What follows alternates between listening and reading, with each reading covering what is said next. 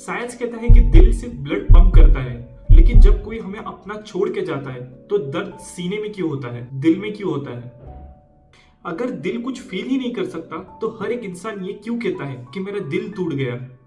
आज इस वीडियो को एंड तक देखना, तुम्हारा ये कंफ्यूजन पूरी तरह से क्लियर हो जाएगा।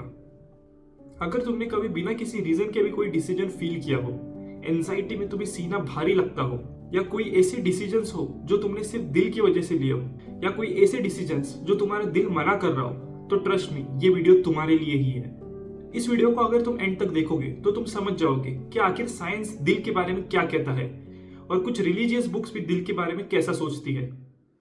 साइंस के अकॉर्डिंग सब डिसीजंस, फियर, हैप्पीनेस, एंगर सब कुछ ब्रेन से आता है और दिल सिर्फ ब्लड पंप करता है।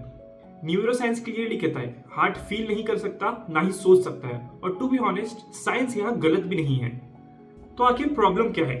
अगर सारे इमोशंस ब्रेन से ही आते हैं तो जब कोई हमें छोड़ के जाता है तब पेन हार्ट में फील क्यों होता है, ब्रेन में क्यों नहीं होता?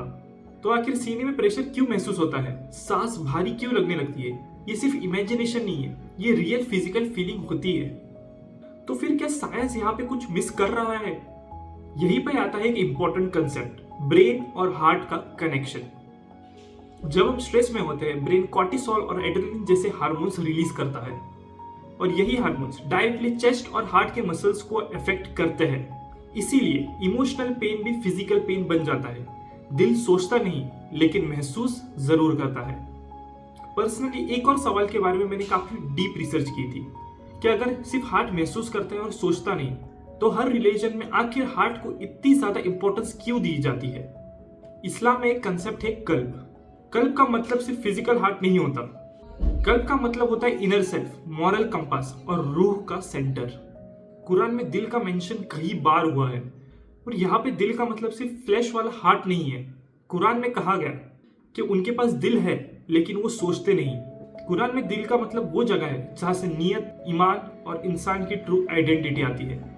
हिंदू कंसेप्ट में भी हार्ट को सिर्फ एक ऑर्गन नहीं माना गया। यहाँ एक कंसेप्ट आता है हृदय। हृदय का मतलब सिर्फ सीने का दर्द नहीं, बल्कि कॉन्शियसनेस का सेंटर भी है। उपनिषद कहते हैं हृदय गुहा में आत्म निवास करती है।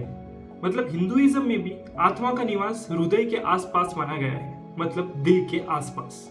भगवत गीता में कृष्ण कहते हैं ईश्वर सर्वभूतनम हृदय देश अर्जुन तिष्ठति। अर्थ, भगवान हर जीव के हृदय में बसते हैं। यहाँ हृदय का मतलब सोचने वाला दिमाग नहीं, बल्कि विवेक है, वो जगह जहाँ से सही और गलत की समझ आती है।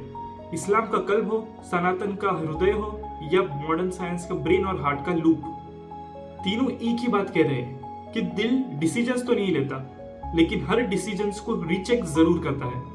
शायद इसीलिए जब हम किसी भी रिलीजन के खिलाफ जाते हैं या कोई गलत काम करते हैं तो दिल पे बोझ जरूर पड़ता है, और शायद इसीलिए जब हम सही रास्ता चुनते हैं तो दिल ऑटोमेटिकली बिल्कुल शांत हो जाता है। इसलिए हर रिलीजन ने एक ही बात कही है कि अपना दिल साफ रखो। साइंस हमेशा कैसे पे फोकस करती है और रिलीजन हमेशा क्यों पे फोकस करती है, और यही दोनों मिलके हमें सिखा रहे हैं इंसान बनना सोचने से कहीं ज्यादा गहरा प्रोसेस है।